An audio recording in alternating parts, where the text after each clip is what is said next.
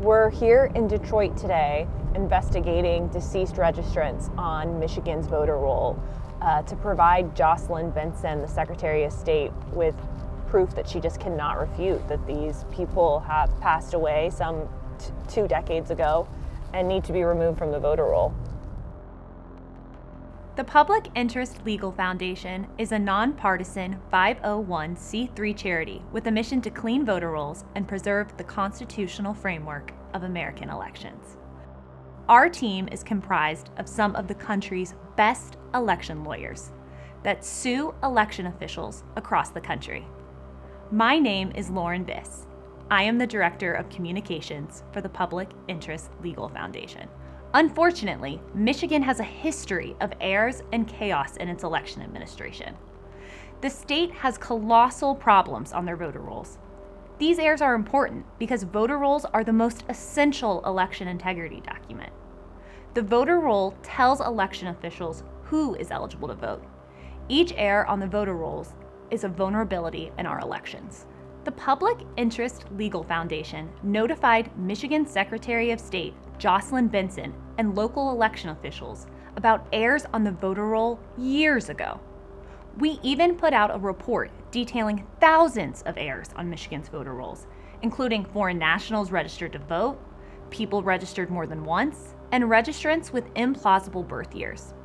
For example, PILF researchers found a person on the voter roll whose year of birth was listed as 1823.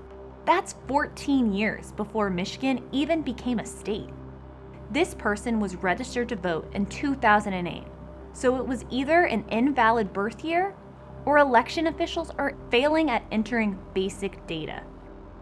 Pauline Shemanda died in 1990. That's over 32 years that she's been on the voter roll after her death. There is no excuse for that. There have been 16 federal elections since Pauline passed away.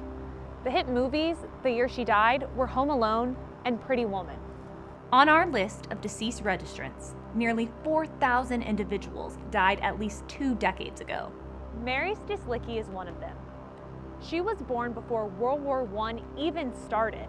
If alive today, she'd be 110 years old, but she still remains on Michigan's voter roll. Dennis Flieger passed away 25 years ago. To put that into perspective, that's the year Bill Clinton was impeached. There have been 13 federal election cycles since his death. There is no reason for him to still be on the voter roll. Well, she certainly won't be going to vote in person on Election Day. Michigan election officials can't escape these problems. PILF is documenting them to show the public. No one should remain on the voter roll for 2 decades following their death. Joseph Niedermeyer here passed away before I was even born. Now we have Teresa Demosowitz. She's been buried here so long that her tombstone has sunken into the ground. There have been 12 federal election cycles since she passed away. She certainly shouldn't be voting, so why is Secretary Benson fighting to keep her on the voter roll? Michigan is failing to remove deceased registrants from the rolls so badly that generations of families are remaining on the voter rolls. For example, Teresa's son, Thomas, is also one of the deceased registrants on our voter roll.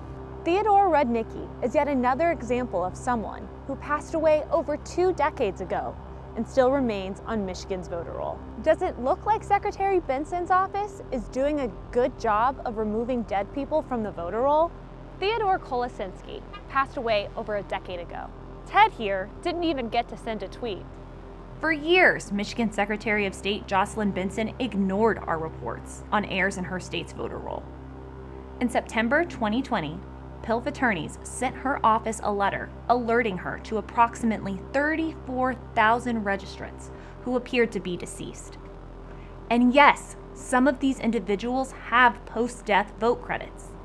This is a phenomenon we also found in Pennsylvania. One such individual the Public Interest Legal Foundation uncovered was Judith Presto.